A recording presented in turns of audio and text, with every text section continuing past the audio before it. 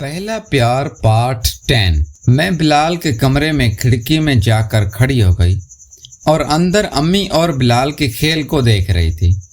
अम्मी ने कोई चीज़ बिलाल को खिलाई और कहा कि ये खाकर थोड़ी देर के बाद शुरू करते हैं। मैं बड़ी हैरान हुई कि आखिर अम्मी ने बिलाल को क्या चीज़ खिलाई।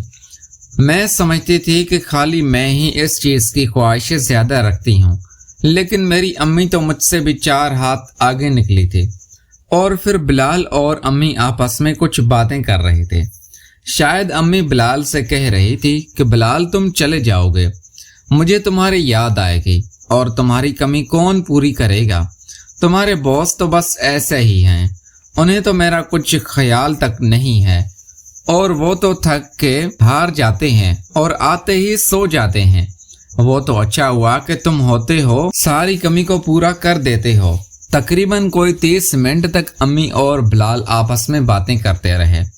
फिर अम्मी ने कहा कि बिलाल चलो तैयार हो जाओ, शुरू करते हैं।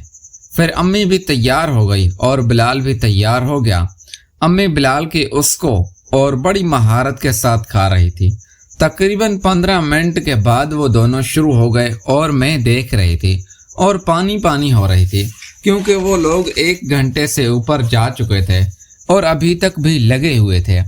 मैं समझ गई थी कि अम्मी ने जो चीज़ बिलाल को खिलाई है वो बड़ी ताकतवर है। मैं बड़ी हैरान हुई कि आखिर इतना ज़्यादा ताकतवर बिलाल कैसे हो सकता है। बस इस दवाई का असर था। तकरीबन 2 घंटे तक अम्मी और बिलाल लगे रहे और फिर मैंने देखा कि दोनों एक साथ ही फाइनल हो गए थे। और फिर अम्मी बिलाल को कह रही थी कि बिलाल आज आखिरी मुलाकात को तुमने यादगार बना दिया है, इस मुलाकात को भी कभी नहीं भूलूंगे। तुमने तो मुझे आसमान की सैर करा दी है। बिलाल कह रहा था, मैडम मैं भी आपको गांव जाके बहुत मिस करूंगा। बिलाल की ये बात सुनकर मुझे अजीब लगा, क्योंकि बिलाल ने मुझे तो कभी नहीं कहा था कि मैं तुम्हें मिस करूंगा। खैर अम्मी उठने लगी और बिलाल से कह रही थी कि मैं जा रही हूँ अपने कमरे में। मैं जल्दी चलती उनसे पहले अपने कमरे में आकर सो गई। अगली सुबह मैं जल्दी जल्दी उठकर तैयार हुई।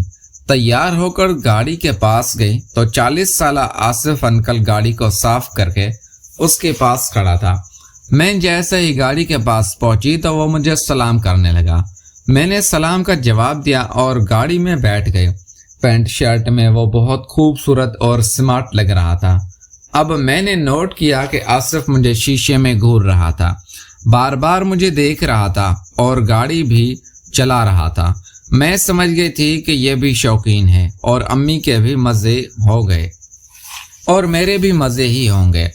लेकिन मैंने ये सोचा हुआ था कि ये बात मैं बिलाल को नहीं बताऊंगी कि मैंने भी मज़े किए हैं इस आसिफ अंकल के साथ। मैंने कहा, तुम्हें रास्ता पता है? उसने कहा, जी मैडम। और फिर कुछ देर के बाद वो मेरे स्कूल पर पहुंच गया और मुझे कहा कि लो मैडम आपका स्कूल आ गया। मैंने कहा ठीक है, 1 बजे मेरी स्कूल से छुट्टी हो जाती है और आप ठीक 1 बजे मुझे यहाँ मिलो, ऐसा ना हो कि मैं आपका इंतज़ार करती रहूं। उसने कहा, मैडम मैं 1 बजे से पहले यहाँ पहुंच जाऊंगा, आप बेफिक्र रहें।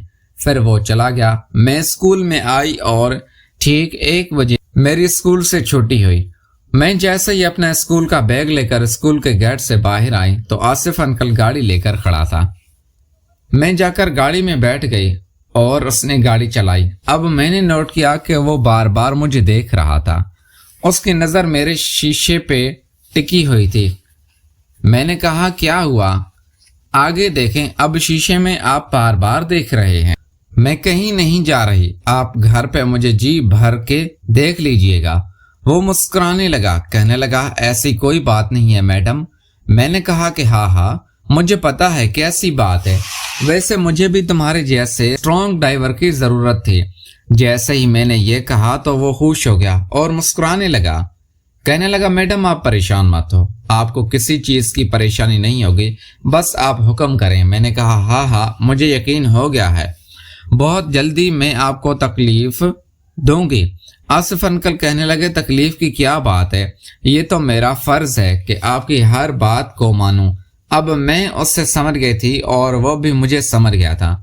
اب بات صرف مجھے اس کو بتانا تھی کہ میں تمہارے کمرے میں آؤں گی اور اس نے تیار ہو جانا تھا، لیکن مجھے اس سے بات کا ڈر تھا کہ کہیں امی نہ آ جائے اس روم میں اور مجھے اور آصف کو ایک ساتھ نہ دیکھ لے۔ آصف تھا تو 40 سال کا اور میں بہت چھوٹی لڑکی تھی اور یہ سوچ رہی تھی کہ پتہ نہیں یہ میرے ساتھ کیا سلوک کرے گا، کہیں ایسا نہ ہو کہ میری مشین ہی بگاڑ کے رکھ دے۔ میں نے کہا کہ 2 دن میں دیکھتی ہوں، کہیں امی تو نہیں اس کے روم میں جاتی۔ میں رات کو 1 بجے درمیان اس کے روم میں جھانکا کروں گی۔ بس یہ سوچتے سوچتے ہم لوگ گھر آ گئے۔ میں اپنے روم میں چلی گئی، بیگ رکھا، یونیفارم چینج کر کے ہاتھ منہ دھو کے کھانے کی ٹیبل پر آئی تو شمع نے کھانا لگایا۔ کھانا کھانے کے بعد میں اپنے روم میں جا کر سو گئی۔ وقت کا پتہ ہی نہیں چلا اور رات بھی ہو گئی۔ ہم سب نے مل کر کھانا کھایا، ابو بھی آ چکے تھے۔ پھر رات کے 10 بجتے ہی ہر کوئی اپنے اپنے کمرے میں جانے لگا اور میں بھی اپنے کمرے میں آ کر لیٹ گئی اور موبائل پر مووی دیکھنے لگی۔ مووی دیکھتے دیکھتے پتہ ہی نہیں چلا اور رات کا 1 بج گیا۔ اب میں نے سوچا کہ جا کر دیکھتی ہوں آصف کے کمرے میں کہیں امی تو نہیں پہنچی ہوئی، اور میں یہ بھی سوچ رہی تھی کہ کہیں مجھے جاتے ہوئے امی یا ابو نہ دیکھ لیں، اگر دیکھ لیا تو مسئلہ خراب ہو جائے گا۔ خیر میں اٹھی، واش روم چلی گئی، ہاتھ منہ دھو کر ہلکا سا دروازہ کھولا اور باہر دیکھا تو مجھے کوئی بھی نظر نہیں آ رہا تھا۔ پھر میں امی کے روم کے دروازے پر گئی تو واقعی میں نے جو سوچا تھا وہی ہو گیا تھا، امی روم میں نہیں تھی۔ پھر میں نے سوچا کہ شاید ابا کے روم میں چلی گئی ہوگی۔ پھر میں ابا کے روم کے پاس جا کر اندر دیکھا تو ابا سو رہے تھے۔ پھر میں آہستہ آہستہ چلتے ہوئی آصف انکل کے کمرے کے پاس جا پہنچی اور پھر آہستہ آہستہ میں چلتے ہوئی اس کمرے کی کھڑکی میں پہنچ گئی۔ میں نے کان لگا کے سنا تو اندر سے ہلکی سی سرگوشیوں کی آوازیں آ رہی تھی۔ یقیناً میری امی اندر روم میں تھی۔ میں نے کھڑکی کو ہلکا سا کھولا، کھڑکی کھل گئی۔ میں جیسے ہی اندر دیکھا تو میرے پیروں کے نیچے زمین نکل گئی، کیونکہ اندر تو امی آصف انکل نہیں۔ پیارے دوستوں، میں امید کرتا ہوں آپ کو ہماری ویڈیو پسند آئی ہوگی۔ اگر تو ویڈیو پسند آئی ہے تو ویڈیو کو لائک کر کے چینل کو لازمی سبسکرائب کریں۔ ملتے ہیں اگلی ویڈیو میں۔ Thanks for watching.